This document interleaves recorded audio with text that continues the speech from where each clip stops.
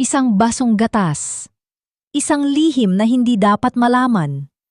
Habang marahang hinihimas ni Solen ang kanyang tiyan, hindi niya namamalayan na ang biyenang tinatawag niyang nanay ay may itinatagong balak na maaaring magpabago sa lahat ng kanyang pinaniniwalaan.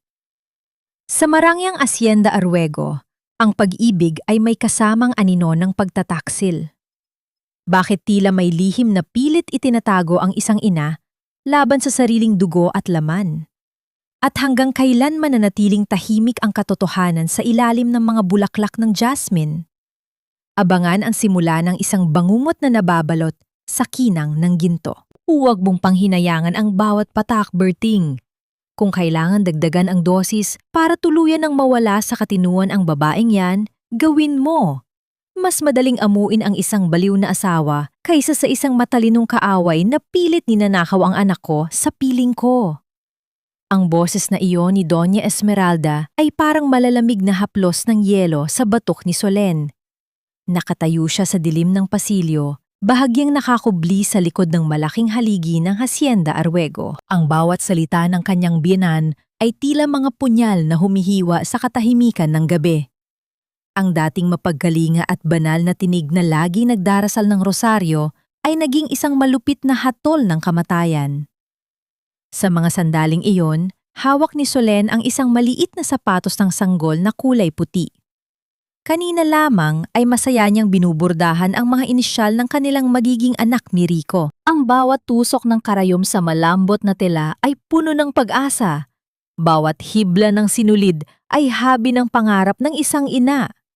Ngunit sa isang iglap, ang pag-ibig na kanyang ipinunla sa tahanang ito ay tila nag-iisang masukal na harden ng mga lihim at lason. Dahan-dahang napasandal si Solen sa malamig na pader. Naramdaman niya ang marahas na pagpintig ng kanyang puso. Tila isang ibong nagpupumigla sa loob ng isang masikip na hawla. Ang kanyang tiyan na 6 na buwan nang lumalaki ay tila naging mabigat na pasanin. Sa loob ng kanyang sinapupunan, naramdaman niya ang mahinang sipa ni Hope, ang sanggol na simbolo ng kanilang pagsasama ni Rico. Isang luhang mainit ang dahan-dahang gumulong sa kanyang pisngi, ngunit agad niya itong pinunasan. Bilang isang forensic specialist, alam niya ang amoy ng panganib, at ang amoy na iyon ay hindi nagmumula sa labas, kundi sa mismong kusina ng hacienda kung saan inihahanda ang espesyal na tsaa para sa kanila. Nanigas ang kanyang buong katawan nang marinig ang kalansing ng tasa at kutsara. Ang tunog ng porselana na nagtatamaan ay tila isang babala ng paparating na unos. Solen, iha? Bakit ka nariyan sa dilim? Kanina pa kita hinahanap para sa iyong gabing inumin. Lumitaw ang figura ni Doña Esmeralda mula sa anino ng kusina. Ang kanyang mukha ay nababalot ng isang maamong ngiti. Ang mga mata ay tila nagniningning sa pagmamalasakit. Hawak niya ang isang tray na may 2 tasa ng mainit na tsaa. Ang bango ng sampaguita at kung anong halamang gamot ay humahalimuyak sa hangin. Isang halimuyak na dati ay nagpapakalma kay Solen, ngunit ngayon ay nagpapatayo ng kanyang mga balahibo. Nanay, hindi po ako makatulog. Masyadong malakas ang sipa ng bata. Pilit na sagot ni Solen. Pinilit niyang pakalmahin ang kanyang tinig, kahit na ang kanyang mga kamay ay nanginghinig sa loob ng bulsa ng kanyang suot na bata de banyo. Yan ay dahil kailangan mo ng pahinga. Inumin mo ito, saa ito mula sa aming harden. Ito ang tradisyon ng mga Arwego para sa mga nagdadalang tao. Pamparelax ito ng isipan, sabi ng matanda habang iniaabot ang tasa. Tiningnan ni Solen ang likido sa loob ng tasa. Sa ilalim ng liwanag ng chandelier, ang tsa ay tila kulay ginto. Ngunit sa kanyang paningin ay tila ito isang madilim na lawa ng kataksilan. Naalala niya ang mga pasyente sa NBI na biktima ng ethylene glycol. Walang lasa, ngunit unti-unting sisirain ang iyong bato, ang iyong isipan, hanggang sa maging isang gulay ka na lamang na nakadepende sa nag-aalaga sa iyo. Salamat po, nanay. pero baka pwedeng mamaya na lang. Parang medyo mahapdi pa ang sikmura ko. Pag-iwas ni Solen. Ang ngiti ni Doña Esmeralda ay hindi nawala. Ngunit ang kanyang mga mata ay biglang naging malamig at matalas. Iha, huwag mong tanggihan ang biyaya ng pamilya. Masama sa bata ang maging mapili. Inumin mo na habang mainit pa. Sa gitna ng tensyon, bumukas ang pinto ng silid-aklatan. Iniluwal nito si Rico. Ngunit hindi ang Rico na nakilala ni Solen sa Maynila, ang matikas at masiglang asawa. Ang Rico na nasa harap niya ngayon ay maputla, malalim ang mga mata at tila palaging nalilito. Ang bawat hakbang nito ay tila mabigat at ang kanyang mga kamay ay bahagyang nanginginig. Han, inumin mo na ang tsaa ni nanay. Mabuti iyan sa iyo, sabi ni Rico sa matamlay na boses. Ang kanyang mga mata ay tila walang buhay, tila isang taong naglalakad sa ilalim ng isang mahabang panaginip. Napansin ni Solen ang isang maliit na marka ng turok sa braso ni Rico na bahagyang nakalabas sa kanyang manggas. Ang kanyang puso ay tila pinipiga. Ang asawang dapat ay nagtatanggol sa kanya ay siya pang nag-uudyok sa kanya na pasukin ang sariling bitag. Ang Hacienda Aruego ay hindi na isang paraiso. Ito ay isang marangyang libingan na unti-unting lumalamon sa kanilang pagkatao. Lumapit si Doña Esmeralda kay Rico at malambing na hinaplos ang pisingin nito. Kita mo na, Solen? Kahit si Rico ay alam kung ano ang makabubuti sa pamilya. Dito sa asyenda, ang pagsunod ay katumbas ng pagmamahal. Ibinaling muli ng matanda ang kanyang paningin kay Solen. Ang tasa ay muling inilapit sa kanyang mukha.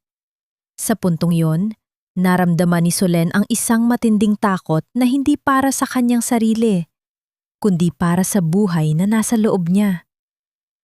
Ang bawat segundong lumilipas sa ilalim ng bubungang ito ay tila isang hakbang papalapit sa isang bangin na walang balikan. Paano niya ililigtas ang kanyang asawa kung ito mismo ay tila wala ng lakas na iligtas ang sarili? At paano niya mapuprotektahan ang kanyang anak kung ang mismong kamay na nag-aalaga sa kanila ang siyang humahalo ng kamatayan sa kanilang inumin? Tinitigan ni Solen ang tasa, pagkatapos ay ang kanyang biyenan at huli ay ang kanyang asawa. Ang katahimikan sa malaking bulwagan ay tila isang sumpa. Sa gitna ng marangyang Hacienda Aruego, ilan pa kayang lihim ang kailangang mabaon sa ilalim ng mga punong tubo bago sumikat ang araw ng katotohanan? Hindi aksidente ang pagkabasag ng porselana sa sahig. Sa isang mabilis na pagkilos, sinadya ni Solen na tabigin ang tray na hawak ng kanyang binan. Ang tunog ng pagkabasag ng mga tasa ay naging matalas na musika sa gitna na nakabibinging katahimikan ng bulwagan. Ang tsa, ang gintong likidong puno ng kamatayan, ay kumalat sa mamahaling marmol na sahig, tila isang mansa na hindi na mabubura. Ay Diyos ko, patawad po nanay. Masyado lang pong malakas ang sipa ni Hope, nabigla ako. Pagdadahilan ni Solen. Ang kanyang boses ay nanginginig, hindi dahil sa pagkakasala, kundi dahil sa takot na baka makita ng matanda ang pot sa kanyang mga mata.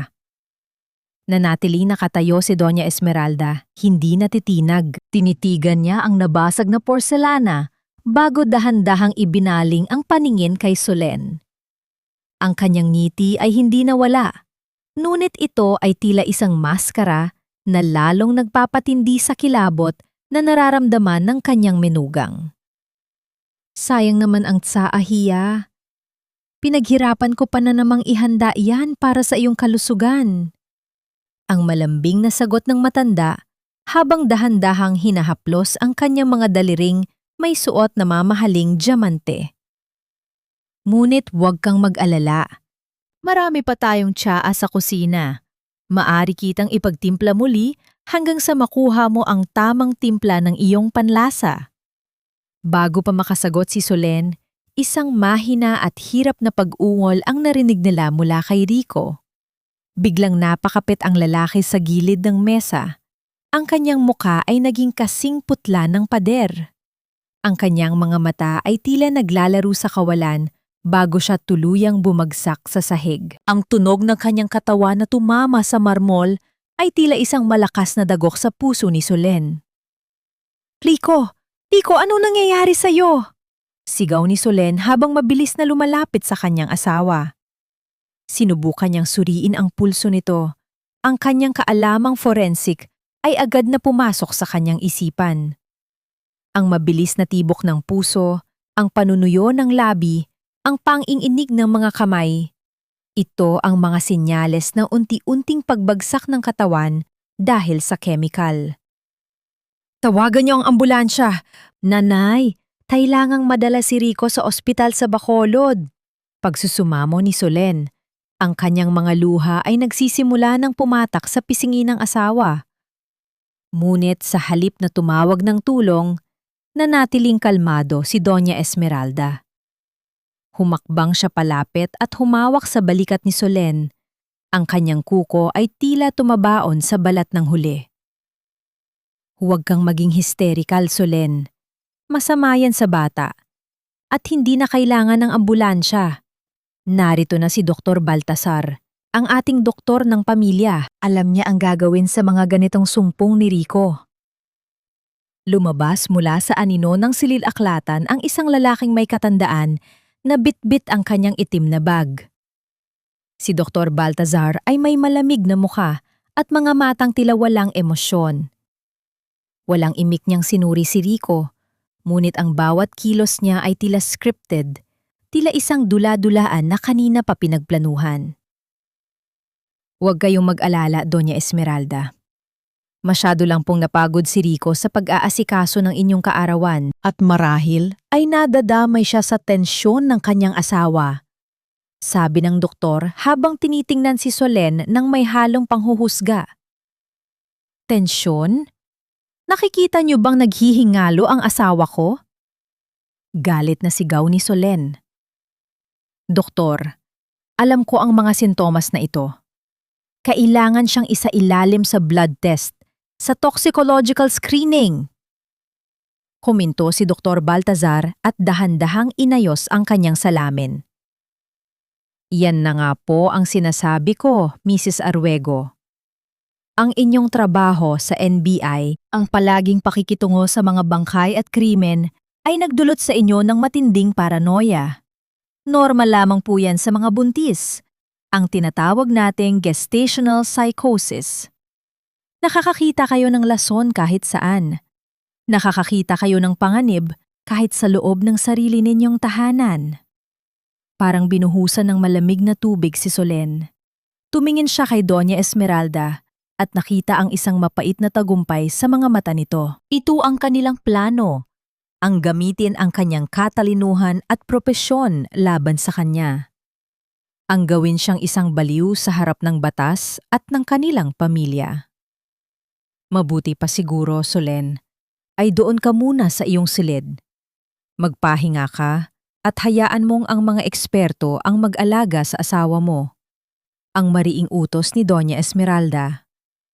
Ang kanyang boses ay wala ng halong tamis, kundi puno na ng awtoridad na hindi maaaring baliin. Dinala si Solen ng dalawang malaking katulong pabalik sa kanyang silid. Sa bawat hakbang niya palayo kay Rico, naramdaman niya ang pagkawala ng kanyang huling pag-asa. Nang makapasok siya sa loob, narinig niya ang malakas na tunog ng susi na pumipihit sa labas ng pinto. Ang bawat pag-ikot ng kandado ay tila isang pako na ibinabaon sa kanyang kalayaan. Nilapitan ni Solen ang bintana, ngunit ang Hacienda Arguego sa labas ay tila isang malawak na dagat ng kadiliman. Ang bango ng mga bulaklak ng jasmine na dati ay paborito niya, ngayon ay tila amoy ng formalin na ginagamit sa mga morgue. Hindi ako susuko, Hope. Bulong niya habang hinihimas ang kanyang tiyan.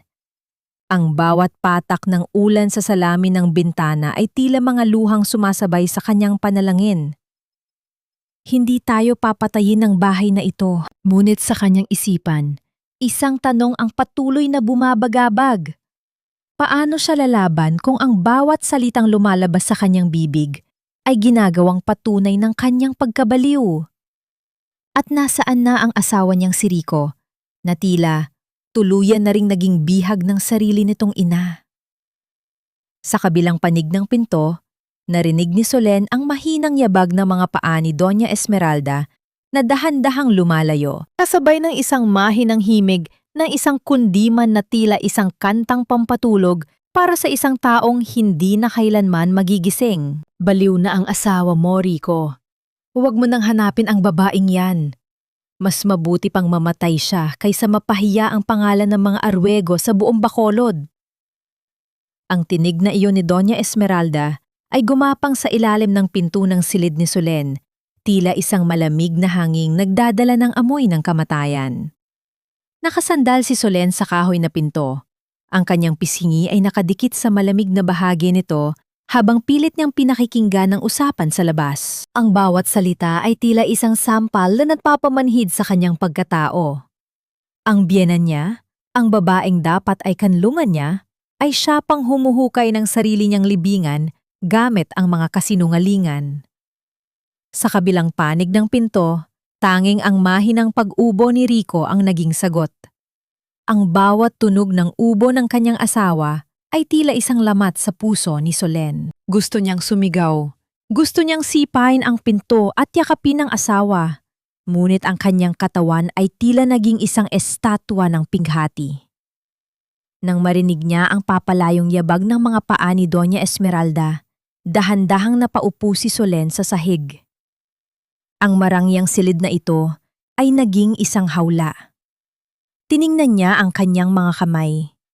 Ang mga kamay na ginagamit niya sa NBI upang hanapin ang hustisya para sa mga taong hindi na makapagsalita. Ngayon, siya na ang naging boses na walang nakikinig.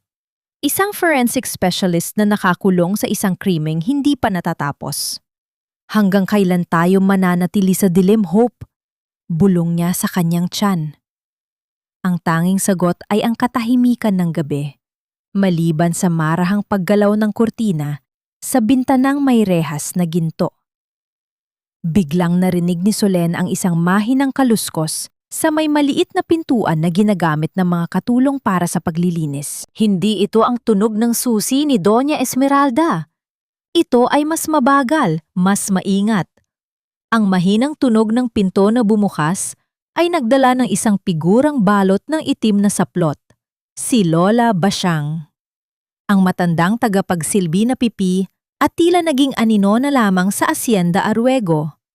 Ang kanyang mga mata ay malalim, punong-puno ng mga lihim na hindi kayang bigkasin ng bibig. Mabilis siyang lumapit kay Solen at inilapag ang isang baso ng malinis na tubig at isang piraso ng tinapay na nakabalot sa malinis na tela. Lola Basyang, mahinang sambit ni Solen. Hindi nagsalita ang matanda, ngunit hinawakan niya ang kamay ni Solen. Ang kanyang mga daliri ay magaspang at kulubot, tila mga ugat ng punong tubo na dumaan sa maraming bagyo.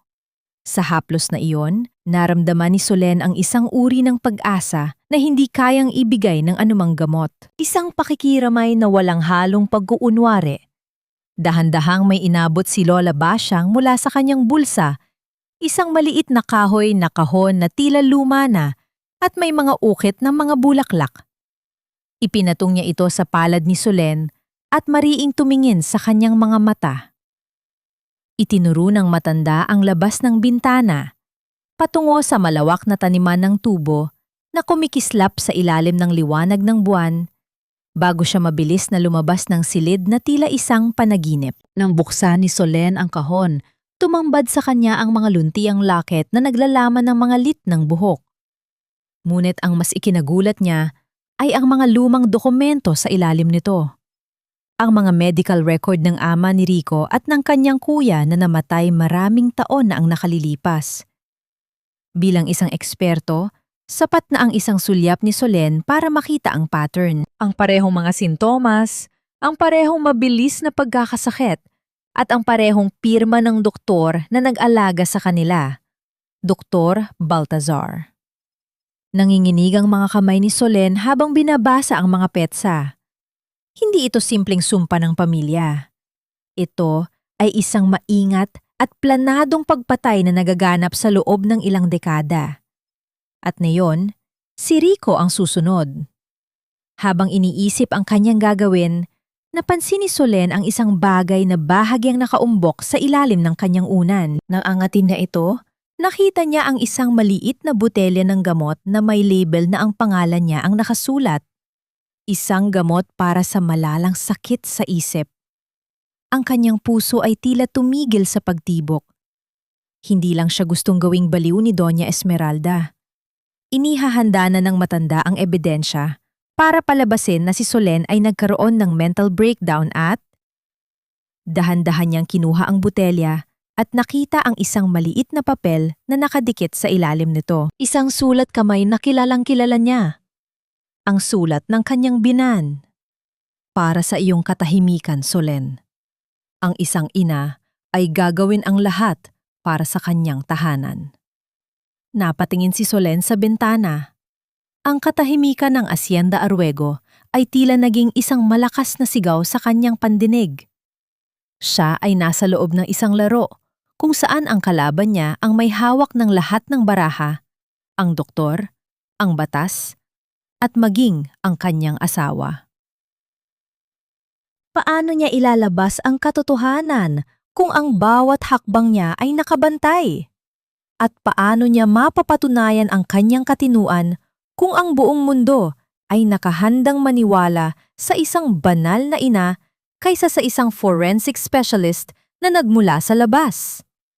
Isang tanong ang nanatiling nakabitin sa hangin, kasabay ng bango ng jasmine na unti-unting pumapasok sa silid. Sino ang susunod na ililibing sa ilalim ng mga punong tubo kung hindi siya makakahanap ng paraan para makatakas? Solen, bakit mo ginagawa ito sa atin? Bakit kailangan mo magsinungaling pati sa sarili mo? Ang boses ni Rico ay hindi galit. Ito ay puno ng pagod at isang uri ng awa na mas masakit pa sa sampal. Nakatayo siya sa tapat ng kama. Hawak ang maliit na botelya ng gamot na itinanim ni Doña Esmeralda sa ilalim ng unan ni Solen.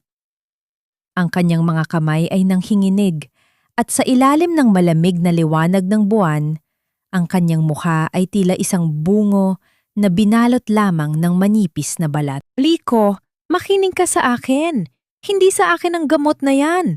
Itinanim yan ng nanay mo para palabasin na baliw ako. Mabilis na paliwanag ni Solen. Lumapit siya sa asawa, sinubok ang hawakan ang mga kamay nito. Ngunit mabilis na humakbang paurong si Rico na tila natatakot sa sariling asawa. Nakita ito ni nanay kanina habang naglilinis ang mga katulong, Solen. Sabi niya, ayaw mo raw inumin ang mga gamot mo kaya itinatago mo. Sabi ni Dr. Baltasar, ito ang dahilan kung bakit ka nagkakaroon ng mga delusyon tungkol sa lason. Sabi ni Rico, ang kanyang boses ay nanginginig sa pigin na iyak. Akala ko magiging masaya tayo rito sa Bacolod. Akala ko ligtas tayo rito. Hindi tayo ligtas dito, Rico. Nilalason ka niya. Ang tsaa, ang pagkain, bawat supsup mo ay unti-unting pumapatay sa'yo. Sigaw ni Solen, ang kanyang boses ay puno ng desperasyon. Mabilis niyang kinuha ang lumang kahon na ibinigay ni Lola Basyang. Tingnan mo ito, ang mga medical record ng tatay mo at ng kuya mo. Pareho silang namatay sa parehong paraan, parehong sintomas. Kinuha ni Rico ang mga papel nang walang imik. Binuklat niya ang mga ito habang hinihintay ni Solen ang pagbabago sa kanyang ekspresyon. Ngunit sa halip na gulat, isang mapait na tawa ang kumawala sa mga labi ni Rico. Ito ba? Ito ang ebidensya mo? Solen, mga blankong papel lang ang mga ito. Walang nakasulat dito kundi mga guhit ng isang bata. Sabi ni Rico habang ipinapakita ang mga dokumento. Nanlaki ang mga mata ni Solen. Kinuha niya ang mga papel at halos mawalan siya ng hininga. Ang mga record na binasa niya kanina, Ang mga teknikal na termino ng forensic, ang mga petsa, ang mga lagda, ay wala na. Ang hawak niya ngayon ay mga lumang papel na may mga ukit ng Crayola, tila gawa ng isang paslit. Isang malamig na realization ang tumama sa kanya.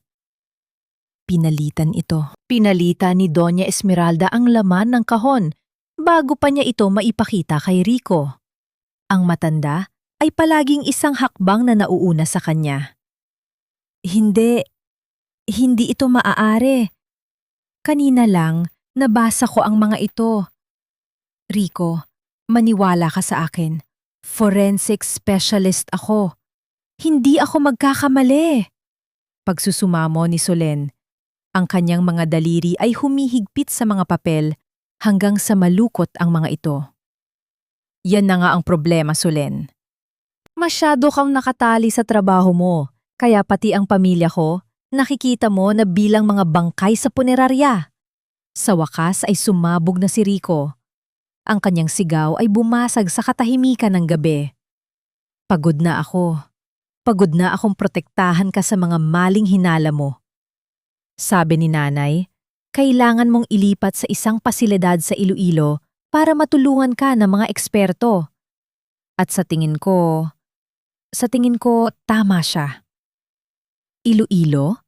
Isang mental hospital? Rico, asawa mo ako. Ang anak natin. Balak mo bang ilayo ang anak natin sa akin? Ang boses ni Solen ay nanginginig. Halos hindi na malaman kung iyon ba'y pakiusap o sigaw. Lumapit siya at hinawakan ang magkabilang balikat ni Rico. Bahagyang niyuyug ito. Gising, Rico! Pakiusap, gising! Hindi mo ba nakikita kung anong nangyayari sa atin? Saglit na natigilan si Rico. Tila nahahati sa pagitan ng galit at paggalito. Bigla niyang naitaas ang kamay. Ngunit bago pa man may mangyari, napaurong si Solen. Hawak ang sariling pisingi na para bang inunahan na ng sakit ang posibleng mangyari. Sa loob ng maliit na silid, ang katahimikan ay sumabog.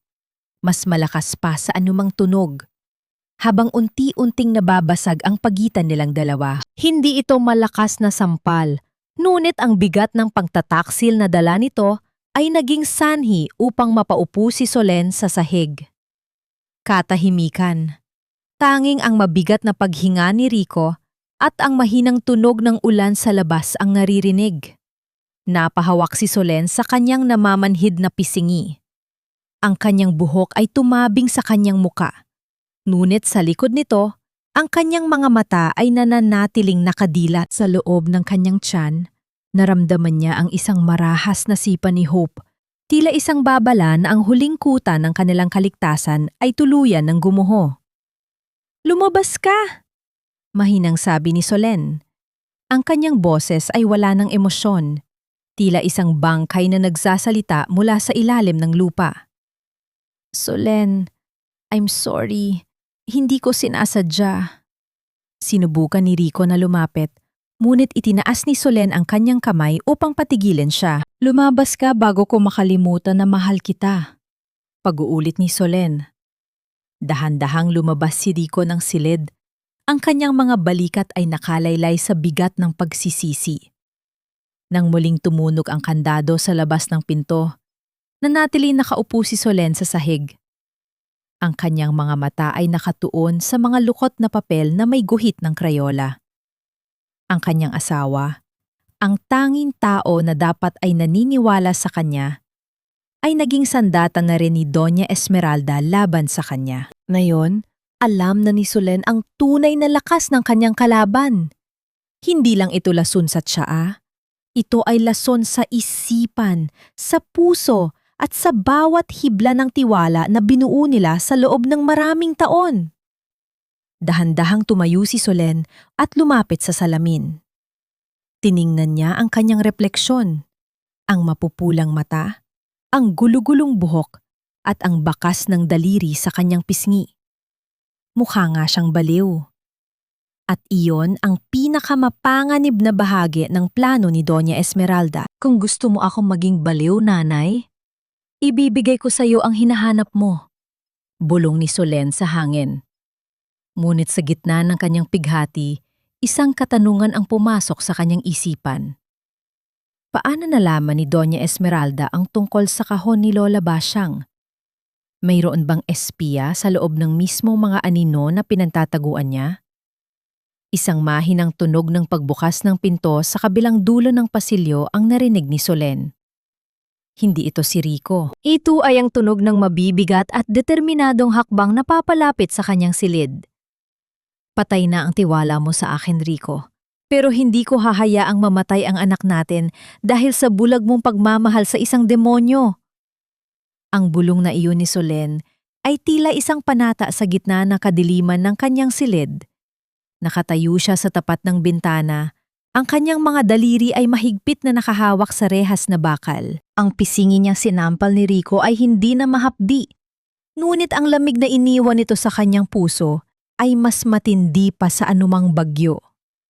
Sa labas, ang ulan ay malakas na bumubuhos sa malawak na taniman ng tubo ng Hacienda Aruego. Tila mga luhang pilit na hinuhugasan ang mga kasalanan ng lupang ito. Dahan-dahang kinuha ni Solen ang isang maliit na hairpin mula sa kanyang buhok. Ang kanyang mga kamay, na dati ay tinitingala sa katumpakan ng paghawak ng scalpel, ay nanghinghinig ngunit determinado.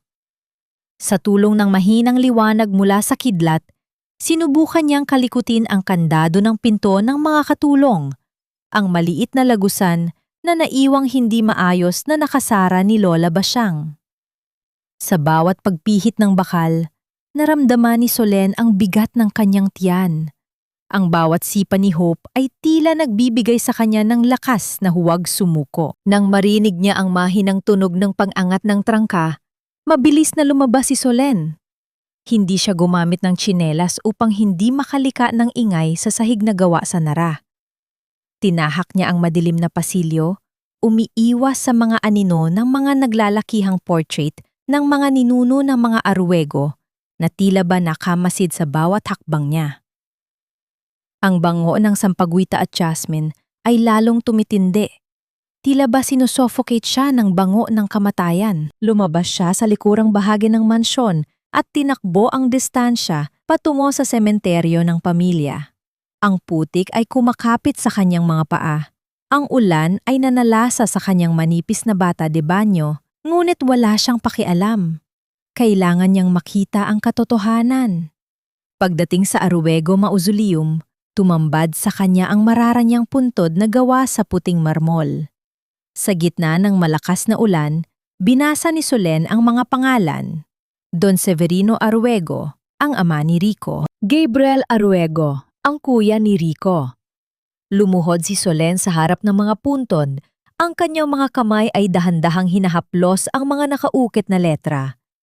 Ginagamit ang kanyang kaalaman sa forensic, tinitigan niyang mabuti ang mga petsa ng kapanganakan at kamatayan. Isang malamig na kilabot ang gumapang sa kanyang likuran. Don Severino. Namatay sa edad na 50, 2 buwan matapos niyang balaking ibenta ang kalahati ng hacienda. Gabriel. Namatay sa edad na 28, 1 linggo matapos niyang ianunsyo ang kanyang kasal sa isang babaeng taga Maynila at ang balak niyang pag-alis sa Bacolod. Lahat sila ay namatay ng balakin nilang iwan ang lugar na ito. O ang babaeng yun. Bulong ni Solen, ang kanyang boses ay nanginghinig sa gitna ng dagundong ng kulog. Napansin niya ang mga talulot ng sariwang bulaklak ng jasmine na nakalagay sa bawat puntod. Kahit sa gitna ng ulan, ang bango nito ay tila nanunuot sa kanyang balat. Hindi ito pang-alaala ng isang nagmamahal na asawa o ina. Ito ay ang selyo ng isang nagmamay-ari. Isang tanda na kahit sa kabilang buhay, ang mga lalaking ito ay mananatiling bihag ni Doña Esmeralda. Biglang tumigil ang ulan na tumatama sa katawan ni Solen. Ngunit hindi dahil tumila na ang bagyo. Isang malaking itim na payong ang tumakip sa kanyang ulunan. Iha, bawal ang gala sa gabi, lalo na't ang lupa rito ay madulas at malalim ang mga hukay. Ang boses na iyon ay hindi nanggaling sa langit, kundi sa likuran niya. Dahan-dahang lumingon si Solen at nakita si Doña Esmeralda. Nakatayo ang matanda, tuyo at malinis sa ilalim ng kanyang payong. Ang kanyang mukha ay nababalot ng isang mapayapang ngiti na hindi umaabot sa kanyang mga mata. Sa kabilang kamay niya ay hawak niya ang isang maliit na gunting na ginagamit sa pagpuputol ng mga bulaklak. "Nanay!" Ang tangi na sabi ni Solen, ang kanyang boses ay tila isang hikbi. Ang mga Aruego ay hindi kailanman umaalis sa Hacienda Solen.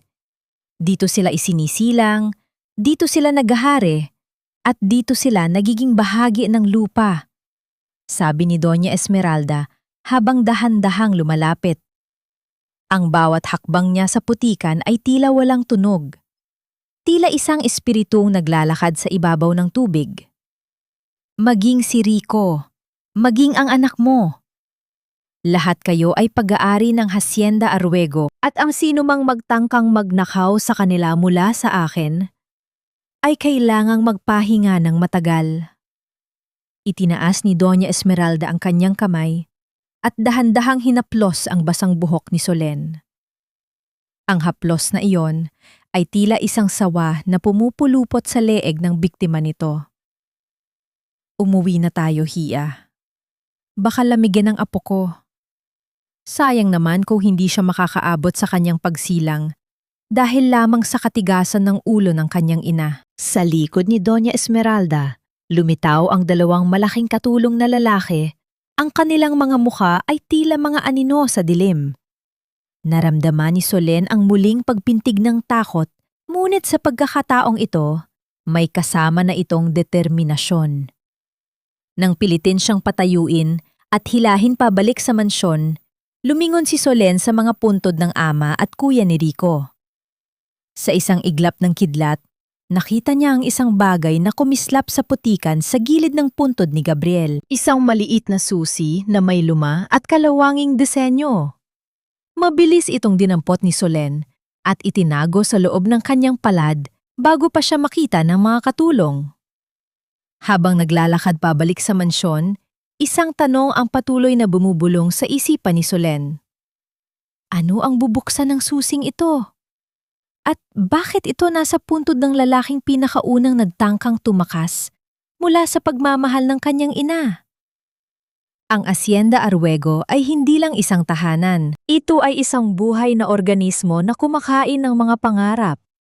At si Solen, kasama ang susing hawak niya, ay nagsisimula pa lamang buksan ang pintuan ng impyerno. Ang bawat pag-ikot ng kandado sa labas ng pinto ay tila isang pako na ibinabaon sa kabaong ng kalayaan ni Solen. Pagbalik sa kanyang silid mula sa sementeryo, hindi na lamang siya isang pasyente. Siya na ay isang ganap na bilanggo. Ang marangyang silid na dati ay puno ng bango ng mga sariwang bulaklak ay tila naging isang silid sa morgue.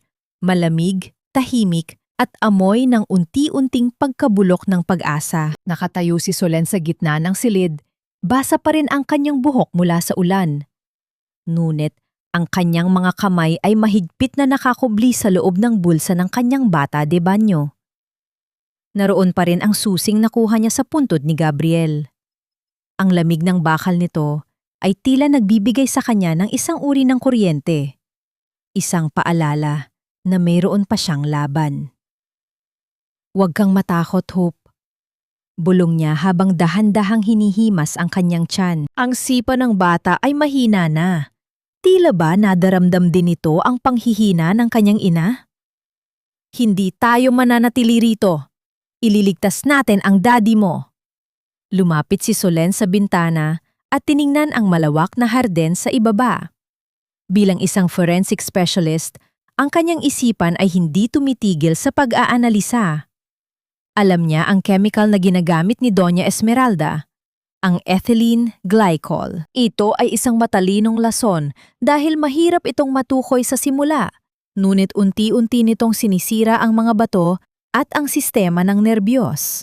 Naalala niya ang isang lumang lunas na nabasa niya sa mga medical na libro para sa mga biktima ng lason, ang paggamit ng activated charcoal o kaya ay mga partikular na tanin mula sa mga halaman upang pigilan ang pagsipsip ng lason sa katawan.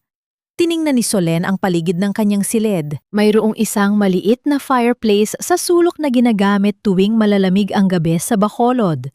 Mabilis siyang lumapit doon at kumuha ng ilang piraso ng uling na hindi pa tuluyang nagiging abo. Dinurog niya ito nang pinugamit ang ilalim ng isang pabigat na kristal sa kanyang mesa. Ito lang ang tanging paraan, sa loob-loob niya. Kung mapapainom niya si Rico ng uling na ito na hinalo sa tubig, maaari nitong mabawasan ang epekto ng lasong ibinibigay ng kanyang ina. Ngunit paano niya ito gagawin? Ang pinto ay nakakandado at ang bawat pagkilos niya ay binabantayan. Maya-maya ay narinig niya ang mahinang tunog ng pagpihit ng trangka ng maliit na pinto para sa mga katulong. Pumasok si Lola Basyang, dala ang isang tray ng pagkain. Sa pagkakataong ito, hindi lang pagkain ang dala niya. May kasama itong isang maliit na baso ng sariwang gatas at ilang dahon ng sambong. Nagkatinginan ang dalawa. Sa mga mata ni Lola Basyang, nakita ni Solen ang isang malalim na pighati at paghingi ng tawad. Tila ba alam ng matanda ang lahat, ngunit ang kanyang dila ay nananatiling bihag ng takot. Lola, tulungan mo ako. Pagmamakaawa ni Solen sa mahinang boses.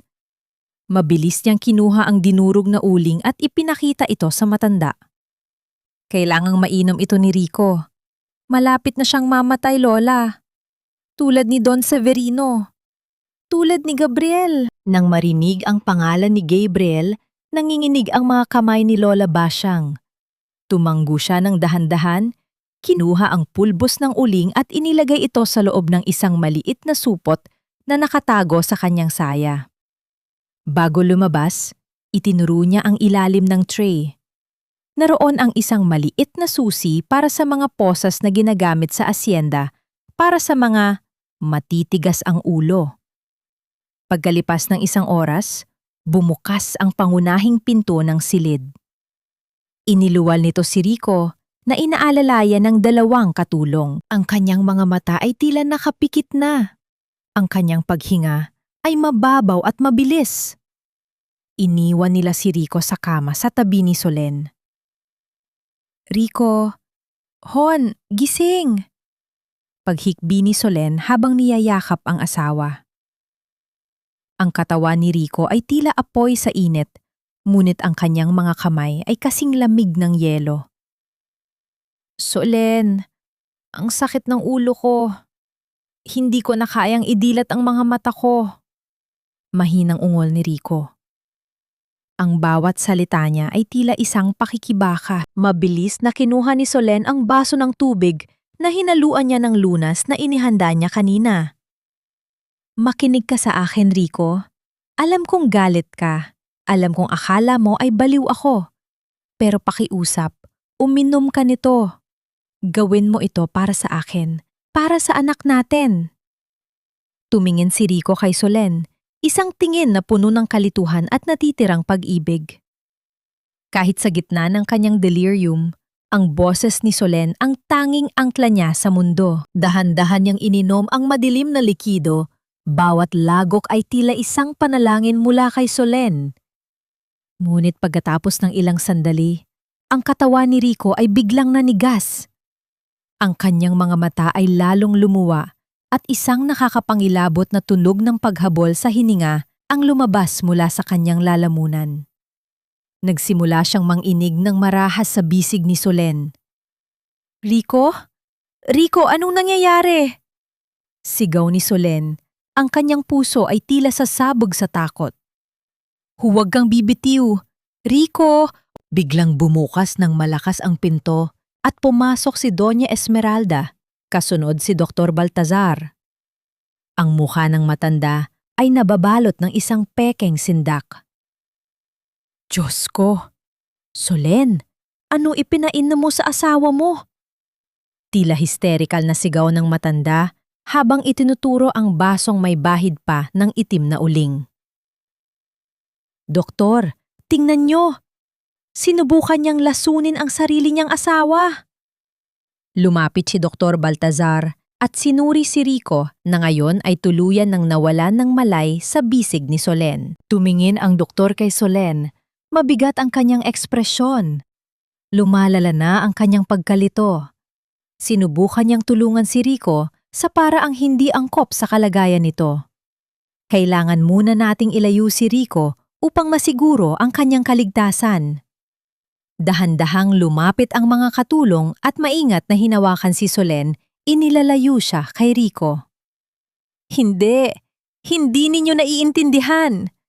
Sigaw niya, nangiinig ang boses. Ngunit sa loob ng napakalaking mansyon, ang kanyang mga salita ay tila naglaho sa malamig na hangin. Walang nakinig, walang naniwala. Habang kinakaladkad siya palabas, nakita ni Solen si Doña Esmeralda na dahan-dahang lumalapit sa walang malay na si Rico. Isang mapait na ngiti ang nakaukit sa kanyang mga labi habang hinahaplos ang buhok ng anak. Sabi ko sa'yo, Rico, tanging ang nanay lang ang tunay na magmamahal sa'yo. Bulong ng matanda na narinig lamang ni Solen. Nang isara ang pinto, muling naramdaman ni Solen ang bigat ng pagkatalo. Sa kanyang pagnanais na iligtas ang asawa, tila ibinigay pa niya kay Doña Esmeralda ang perpektong sandata upang tuluyan siyang ilayo at sirain ang kanyang pagkatao. Mamatay tao. Ang salitang iyon ay paulit-ulit na umaalingaw-ngaw sa isipan ni Solen. Tila isang sumpa na ayaw siyang tantanan. Nakaupo siya sa sulok ng kanyang madilim na silid. Ang kanyang mga binti ay nakatiklop at ang kanyang mga braso ay nakayakap sa kanyang tiyan. Ang bawat tibok ng kanyang puso ay tila isang mabigat na hakbang patungo sa isang bangin. Tinawang siyang mamatay tao ng babaeng tunay na kumukuha ng buhay ni Rico. Ang sakit ng sampal ni Rico kanina ay wala na. Ngunit ang kirot ng pag-iisip na baka tuluyan na siyang mawala ng pagkakataong iligtas ang asawa ay mas matindi pa sa anumang pisikal na sugat. Sa gitna ng kanyang paghihinagpis, narinig ni Solen ang isang mahinang tunog ng pagpihit ng maliit na pinto sa gilid ng kanyang silid. Inakala niya na si Lola Basyang na naman ito. Ngunit laking gulat niya nang makita ang isang figurang matagal na niyang nakikita sa malayo, ngunit hindi kailanman nakakausap ng malapitan. Si Tia Meli. Ang bunsong kapatid ni Doña Esmeralda na laging tahimik, laging nakayuko, at madalas ay tinatawag na may diferensya sa pag-iisip ng buong hasyenda. Huwag kang maniwala sa kanila, Solen. Hindi ka baliw. Mahinang bulong ni Tia Meli. Ang kanyang boses ay nanginghinig. Tila ba matagal na itong hindi nagagamit? Lumapit siya kay Solen at dahan-dahang umupo sa sahig sa tabi nito. Ang kanyang mga mata, na madalas ay tila walang buhay, ay nagniningning ngayon sa ilalim ng liwanag ng buwan. Tia Meli, bakit tayo narito? Baka makita kayo ni nanay. Nag-aalalang sabi ni Solen habang pinapahid ang kanyang mga luha. Isang mapait na ngiti ang gumuhit sa mga labi ni Tia Meli. Sanay na ako magtago sa mga anino, iha. Ganito ako nabuhay sa loob ng 3 dekada. Nakikita mo ba ang mga kamay ko? Ipinakita niya ang kanyang mga daliri na may mga peklat ng turok at tila ng inginig ng hindi makontrol. Ito ang resulta ng mga gamot na ibinibigay sa akin ni Esmeralda. Binubura niya ang alaala ko. Pinapatay niya ang isipan ko para hindi ko masabi ang katotohanan. Anong katotohanan, Tia? Tanong ni Solen, ang kanyang boses ay puno ng pag-asa at kaba. Hindi lang si Rico ang biktima. Bago ang asawa mo, ang kuya niyang si Gabriel, ang ama niyang si Severino, lahat sila ay dumaan sa kamay ni Esmeralda. Kapag may nagtatangkang umalis sa Hacienda Aruego, kapag may gustong lumaya sa kanyang kontrol, doon nagsisimula ang pagkakasakit. Si Esmeralda, hindi siya marunong magmahal. Ang tanging alam niya ay ang mag-ari. Hinawakan ni Tia Meli ang kamay ni Solen. Ang haplos na iyon ay tila isang paglilipat ng lakas mula sa isang biktima patungo sa susunod na target. Nandito ako para tulungan ka, Solen. Dahil nakikita ko sa iyo ang sarili ko noong ako ay bata pa. Pero ikaw ay may anak. May ipinaglalaban ka pa. Dahan-dahang kinuha ni Tia Melly mula sa kanyang suot na scapular ang isang maliit na susi na may kakaibang disenyo. Ito ay ginto, ngunit may mga bahid ng lumang dumi. Gamitin mo ito.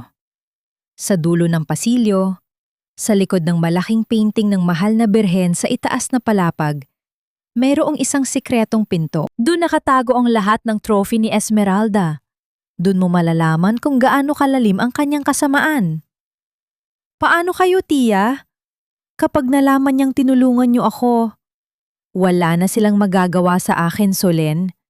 Patay na ang kaluluwa ko simula nang mamatay si Gabriel na aking paboritong pamangkin.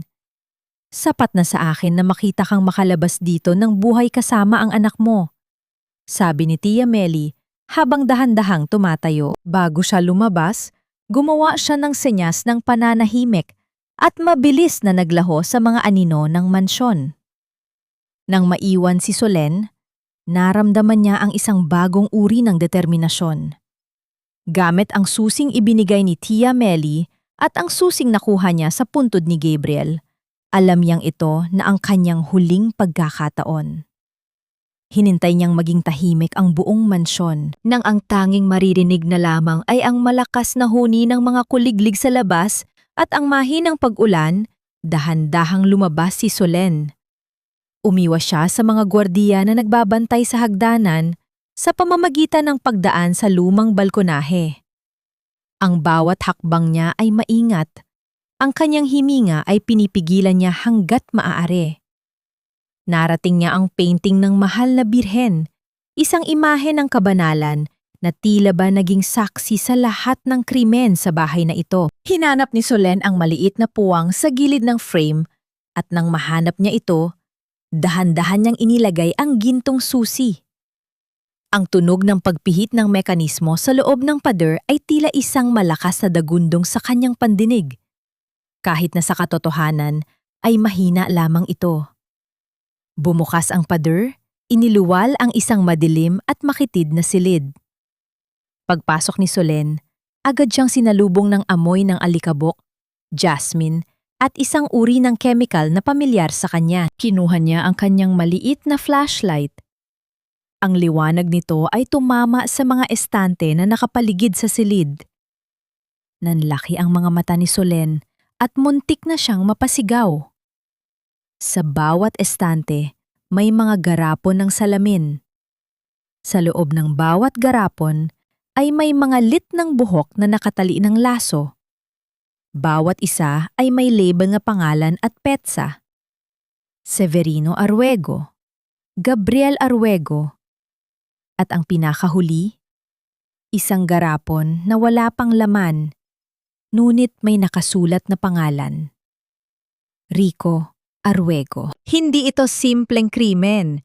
Ito ay isang koleksyon ng mga tropeo mula sa mga taong minahal at pinatay ni Doña Esmeralda upang manatili sa kanyang tabi. Ngunit sa tabi ng garapon ni Rico, may napansin si Solen na isang lumang kwaderno, isang talaarawan na puno ng mga formula at mga petsa kung kailan dahan-dahang ibinibigay ang tsaa. Ito na ang kailangan ko, bulong ni Solen habang mabilis na binubuklat ang kwaderno. Ngunit bago pa niya mailagay ito sa kanyang bulsa, narinig niya ang isang tunog ng mahinang pagpalakpak mula sa pintuan ng sikretong silid. Mahusay, Solen. Sabi ko na nga ba, ang katalinuhan mo ang magiging mitsa ng iyong sariling libingan. Nakatayo sa pintuan si Doña Esmeralda. Hawak ang isang kandila na nabibigay ng nakakatakot na anino sa kanyang muka. Sa likuran niya, ang mga katulong ay nakahanda na at sa mga kamay ng isa sa kanila ay nakita ni Solen ang isang pamilyar na bagay, ang mga posas na bakal. Matalino ka nga, Solen, pero sa bawat hakbang na ginagawa mo, nakalimutan mong sa bahay na ito, ako ang nagmamay-ari ng lupa, ng hangin at maging ng iyong kapalaran. Ang tinig ni Doña Esmeralda ay malamig, tila isang haplos ng bakal sa balat. Nakatayo siya sa may pintuan ng sikretong silid, ang liwanag ng kanyang kandila ay nagbibigay ng mahahaba at nakakatakot na anino sa mga estante ng mga garapon. Ang bawat lite ng buhok sa loob ng mga salamin ay tila nakamasid sa nagaganap na pagtutuos. Mahigpit na hawak ni Solen ang lumang kwaderno sa kanyang dibdib. Naramdaman niya ang marahas na sipa ni Hope sa kanyang sinapupunan.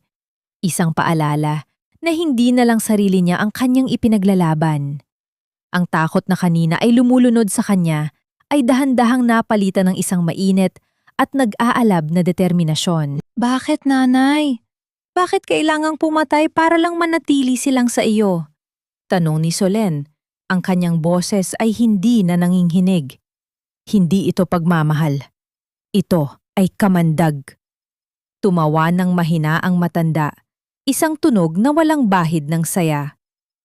Hindi mo maiintindihan, Solen. Ang mga Arwego ay mabilis makalimot. Kung hindi ko sila itatali sa akin, iiwan nila ako. Tulad ng ginawa ng asawa ko. Tulad ng balak gawin ni Rico. Hindi ko hahayaang maging mag-isa muli. Dahan-dahang lumapit ang dalawang lalaking katulong.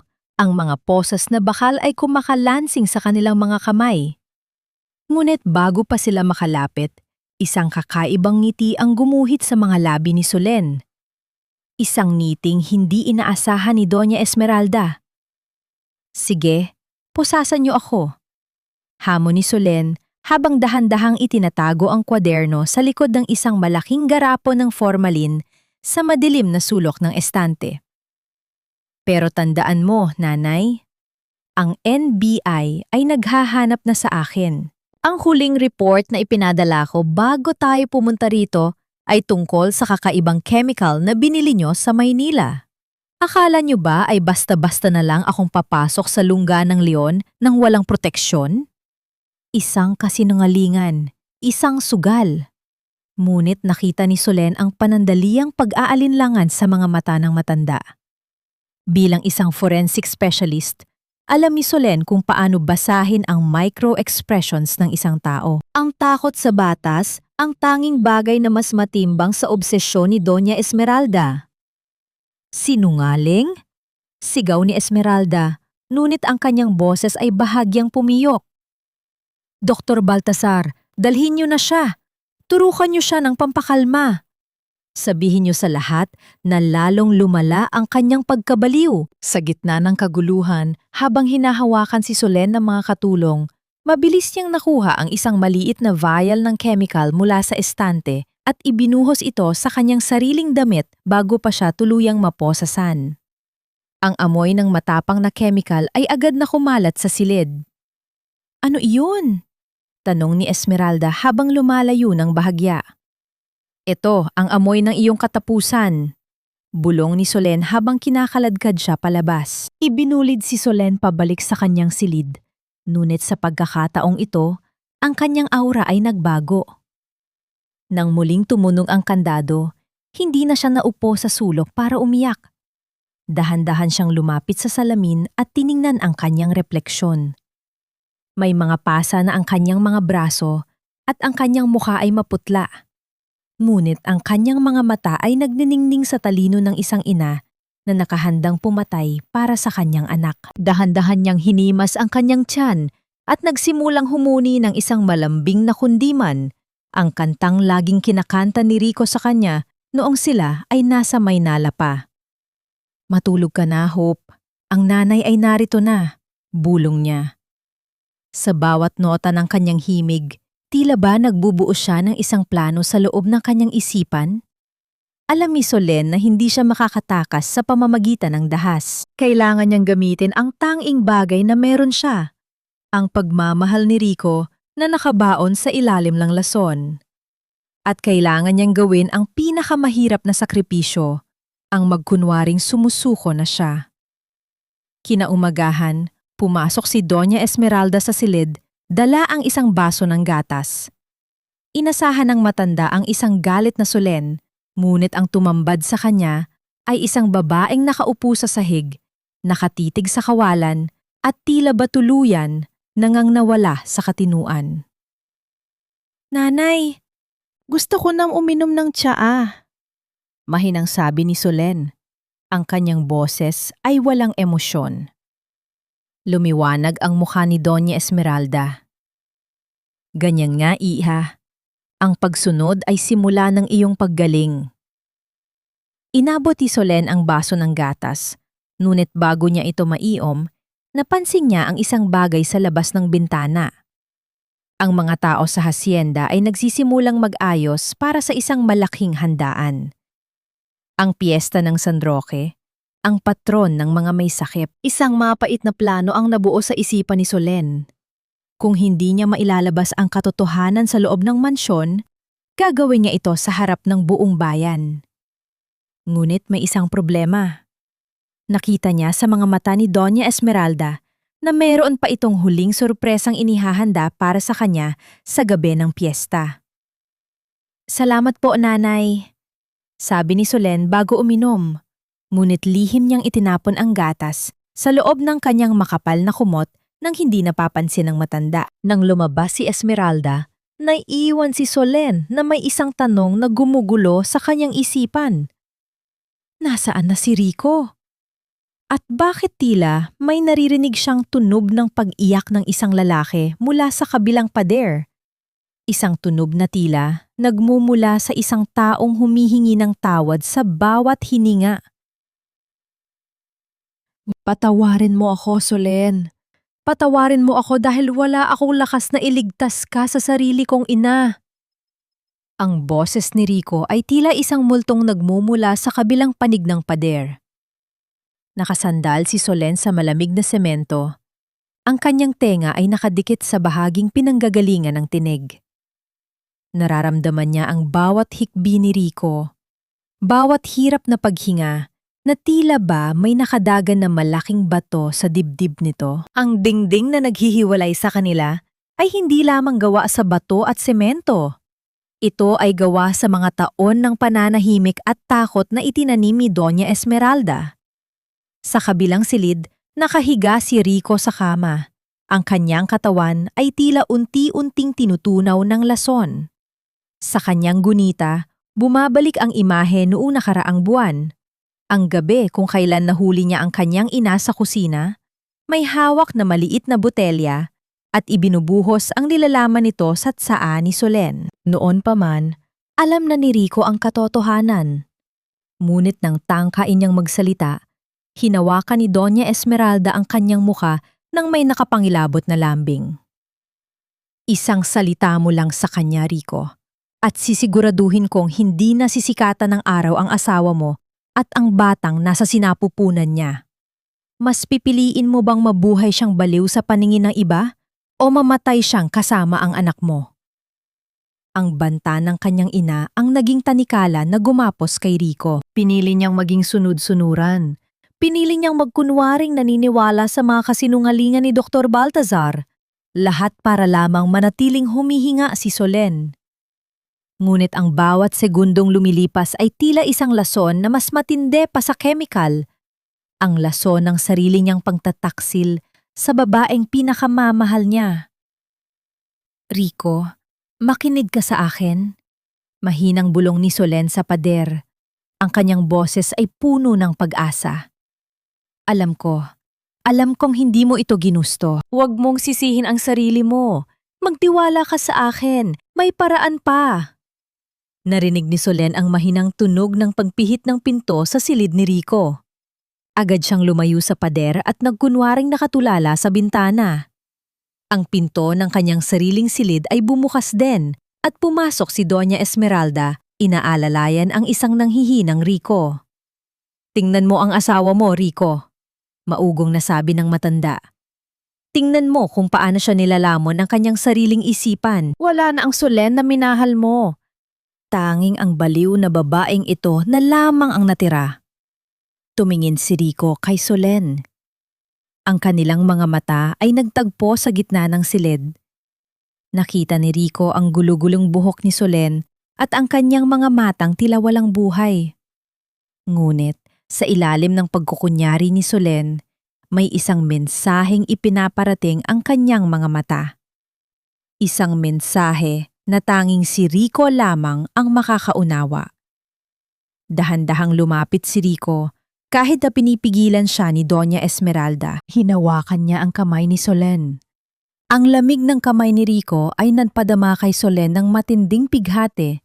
Ngunit sa gitna ng kanilang pagkakahawak, naramdaman niya ang pagpisil ni Rico sa kanyang mga daliri. Isang sikretong code na ginagamit nila noong sila ay nagsisimula pa lamang mag-date sa Maynila. 3 pisil. I love you.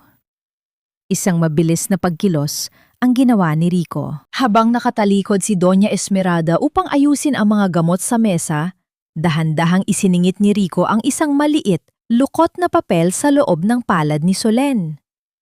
Ang bawat segundo ay tila isang taon sa tagal habang nararamdaman ni Solen ang init ng papel sa kanyang balat. Mabuti pa ay magpahinga ka na muli sa iyong silid, Rico. Utos ni Doña Esmeralda habang hinahatak ang anak palayo. Hayaan mo nang ang mga katulong ang mag-asikaso sa babaeng ito. Nang tuluyan ng maisara ang pinto at muling tumunog ang kandado, mabilis na binuksan ni Solen ang papel. Ang kanyang mga kamay ay nanginginig habang binabasa ang mga salitang isinulat ni Rico sa pamamagitan ng kanyang sariling dugo dahil wala siyang pen sa kanyang silid. Huwag kang kakain sa gabi ng piyesta. May lason ang lahat ng handog.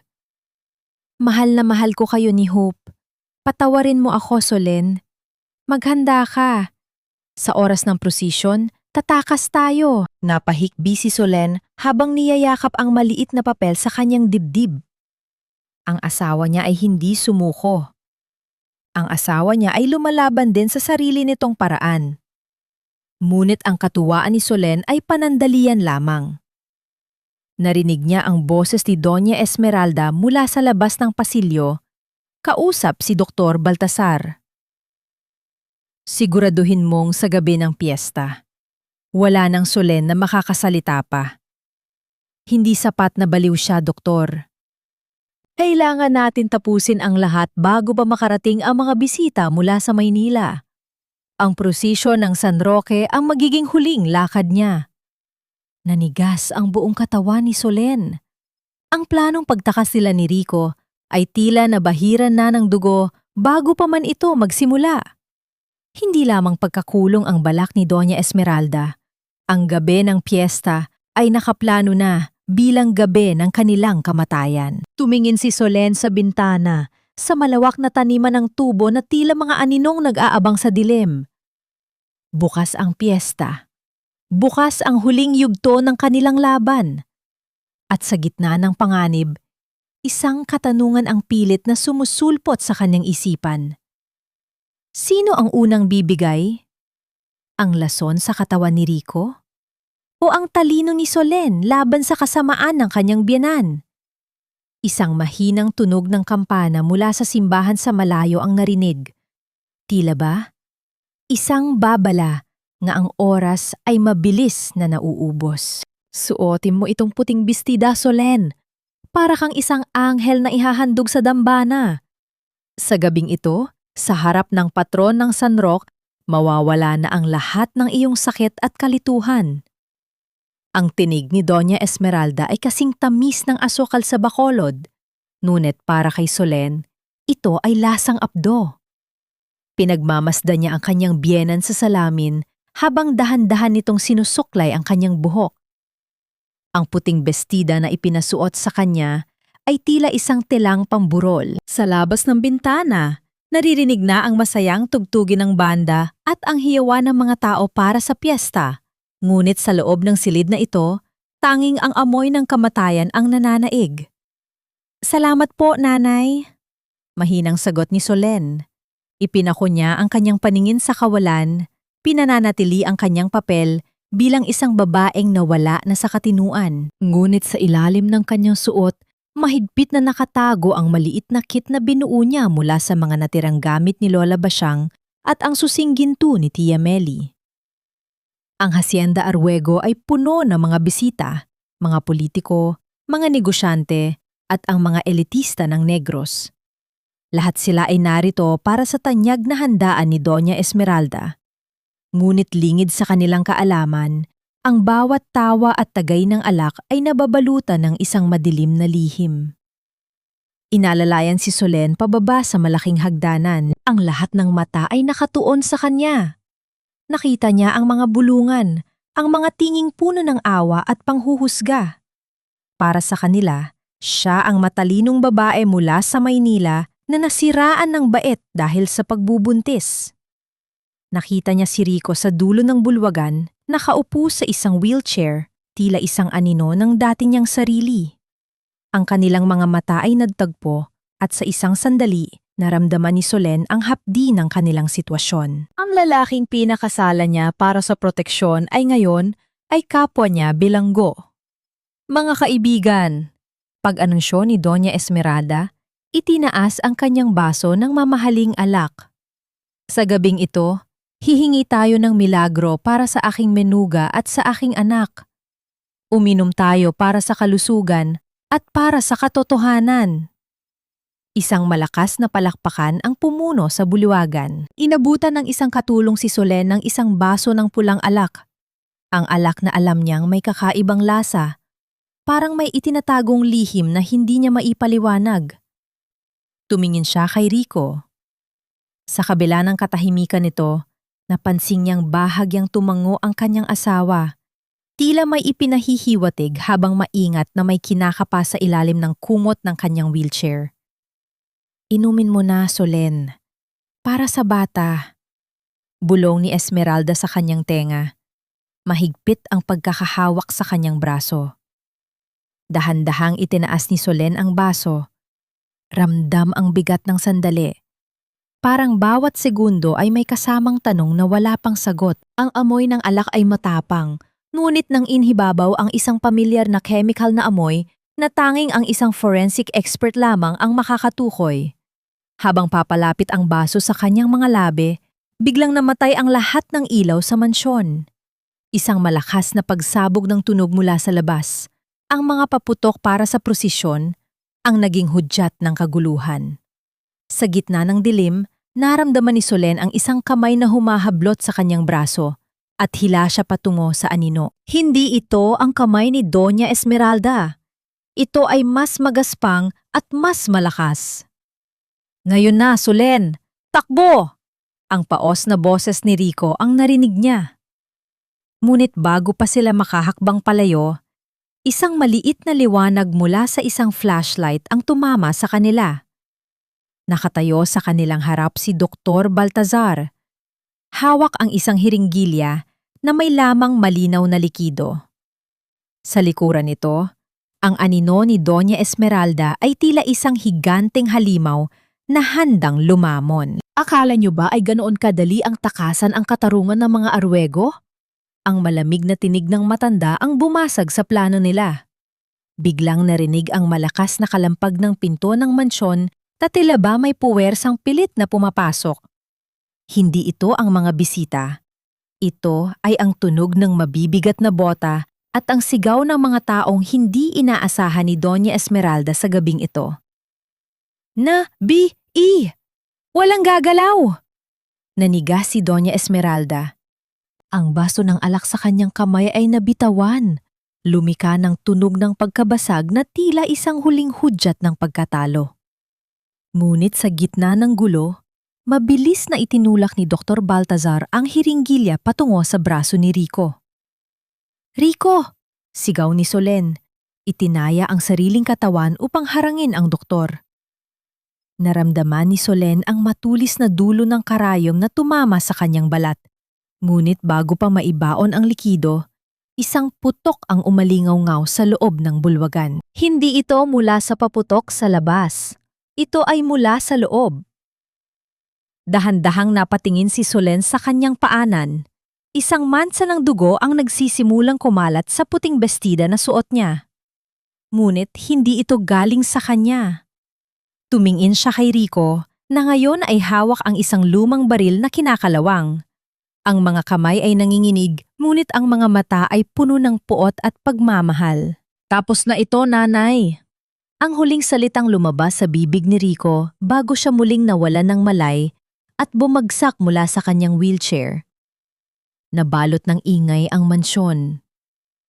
Ang liwanag ng mga flashlight ng mga otoridad ay tila mga bituing bumagsak sa lupa. Ngunit sa paningin ni Solen, ang lahat ay dahan-dahang naglalaho sa dilim. Ang tanging nararamdaman niya ay ang init ng dugo sa kanyang kamay at ang huling sipa ni Hope sa kanyang tiyan. Isang sipa na tila nagsasabing, "Lalaban tayo, nanay." Ang amoy ng antiseptic at malamig na hangin ng ospital ay malayo sa nakakasulasok na bango ng jasmine sa Hacienda Arwego. Nakaupo si Solen sa tabi ng kama ni Rico. Ang kanyang mga daliri ay mahigpit na nakahawak sa kamay ng kanyang asawa. Ang bawat mahinang tunog ng heart monitor ay tila isang katiyakan na ang buhay ay dahan-dahang bumabalik sa lalaking pinakamamahal niya.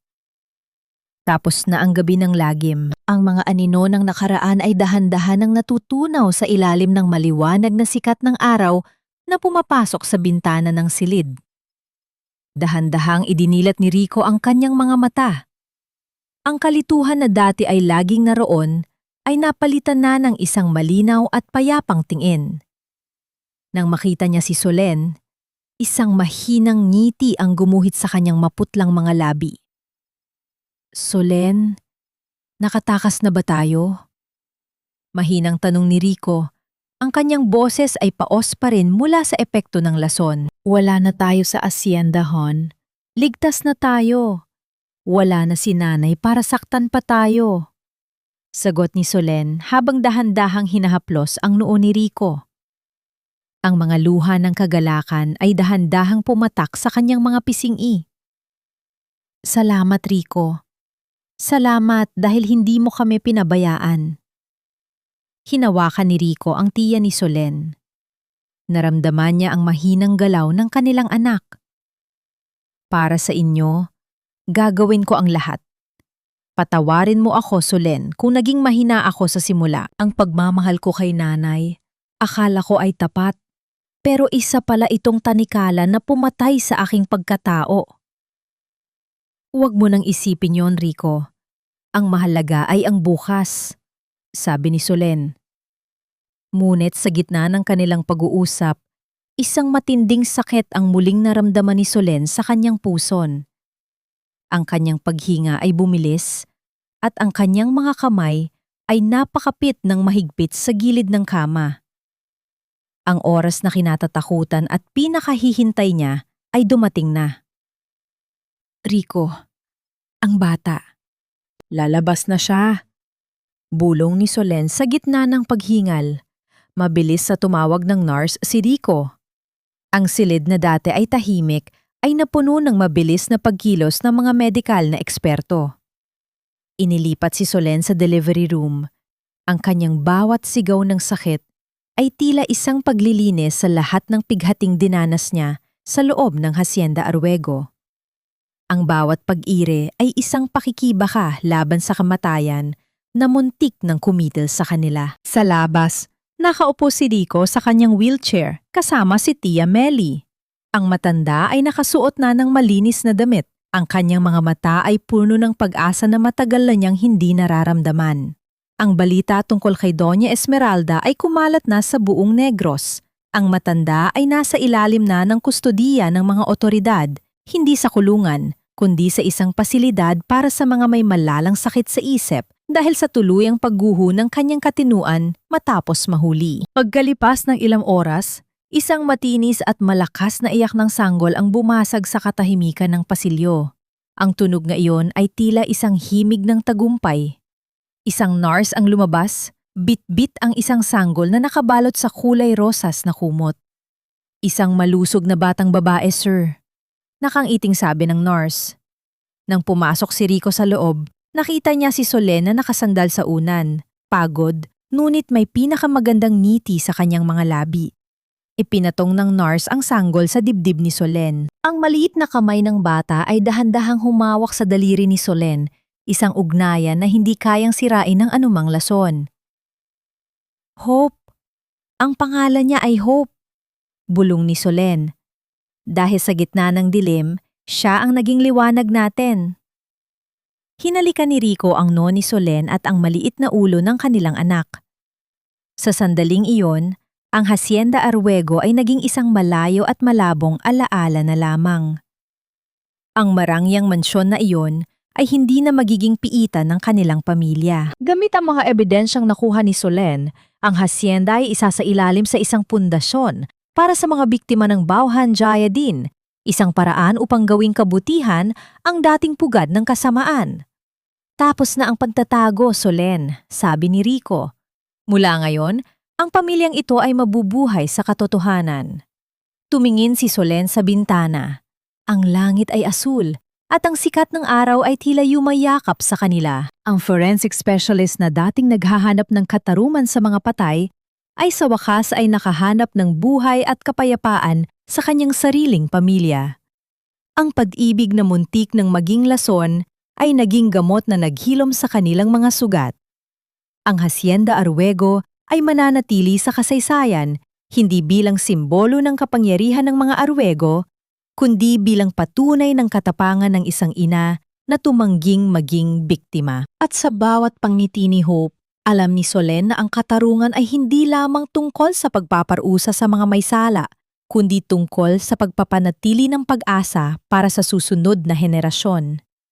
Lumipas ang 1 taon, ang mga alaala ng Hacienda Arwego ay tila mga tuyong dahon na tinangay na ng hangin. Sa isang maliit na bayan sa baybayin ng Iloilo, kung saan ang asul ng dagat ay yumayakap sa malinis na buhangin, matatagpuan ang isang payak na bahay na puno ng liwanag. Wala rito ang mabibigat na curtain ng pelus o ang nakakasulasok na bango ng jasmine. Ang tanging maririnig ay ang banayad na tunog ng mga alon na humahampas sa pampang at ang masayang impit ng tawa ng isang sanggol. Nakatayo si Solen sa beranda, pinagmamasdan ang kanyang asawa.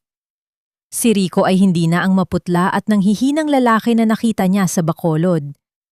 Nakikipaglaro siya kay Hope sa ilalim ng puno ng nara. Ang bawat kilos ni Rico ay puno ng sigla. Ang kanyang mga mata ay nagminingning sa tuwa habang hinahabol ang gumagapang na anak. Sa tabi nila, nakaupo si Tia Meli sa isang tinitindigang duyan, dahan-dahang nagbabasa ng libro. Ang kanyang mga kamay ay hindi na nanginginig. Han, halika na! Ready na ang lunch! Tawag ni Solen ng may ngiti. Lumingon si Rico at kumaway. Coming! Sandali lang, itong si Hope. Ayaw pang bitawan ng kanyang laruan. Lumapit si Rico kay Solen at dahan-dahang humalik sa kanyang noo. Sa bawat haplos ng asawa, nararamdaman ni Solen ang katiyakan ng kanilang kaligtasan. Ang Hacienda Arwego ay hindi na isang piitan.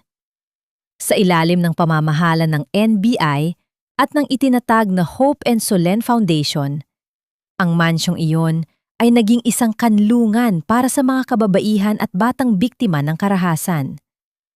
Ang lupang dati ay dinilig ng lason, ay ngayon ay tinataniman na ng mga halamang nakapagpapagaling. Ngunit, kumusta na ang babaeng naging mitsa ng lahat ng pighati? Isang beses sa isang buwan, tumatanggap si Solen ng ulat mula sa pasilidad kung saan nakalagak si Doña Esmeralda. Ang matanda ay nananatili sa loob ng isang puting silid. Ayon sa mga nurse, wala na siyang kinakausap, kundi ang sarili niyang anino. Palagi siyang humihingi ng isang tasa ng tsaa, ngunit kapag inuabutan, dahan-dahan niya itong itinatapon sa sahig habang bumubulong ng mga pangalan ni Severino at Gabriel. Ang katarungan para kay Esmeralda ay hindi ang rehas na bakal, kundi ang mabuhay sa loob ng sarili niyang nagdidilim na isipan, kasama ang mga multong siya rin ang lumika. Napabuntong hinala si Solen habang nakatingin sa malayo. Nagpatawad na ba siya? Marahil ay hindi pa ng buo, dahil ang mga peklat sa kanyang puso ay mananatiling tanda ng kanyang pinagdaanan. Ngunit pinili niyang bitawan ang pot. Ang pagpapatawad ay hindi para sa ikabubuti ni Esmeralda, kundi para sa kalayaan ng sarili niyang kaluluwa. Ang katotohanan ay tila isang matalas na skalpel. Bulong ni Solen sa kanyang sarili habang hinihimas ang kamay ni Rico. Maaaring masakit ang bawat hiwa nito.